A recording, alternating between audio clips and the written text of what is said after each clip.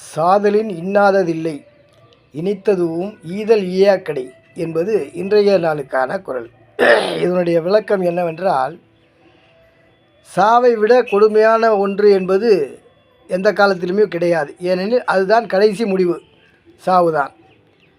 ஆனால்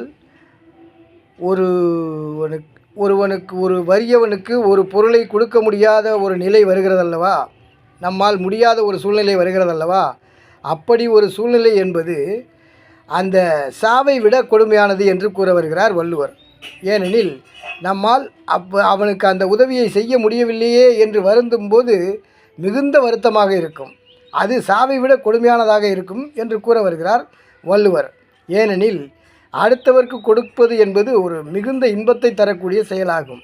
அதை நம்மால் செய்ய முடியவில்லையே என நினைத்து ஒருவன் வருந்துவானாகில் அது அவனுக்கு சாவை விட கொடியதாக தோன்றும் என்று கூற வருகிறார் வள்ளுவர். இதுதான் இந்த குறளுக்கான விளக்கம்.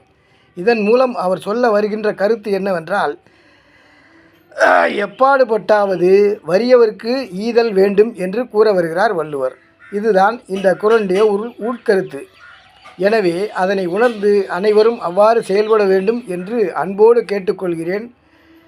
என்னுடைய அன்புடைய யூடியூப் ரசிகர்களுக்கு இந்த காணொளி உங்களுக்கு பிடித்திருந்தால் தயவு செய்து சப்ஸ்கிரைப் செய்யவும், ஷேர் செய்யவும். வணக்கம்.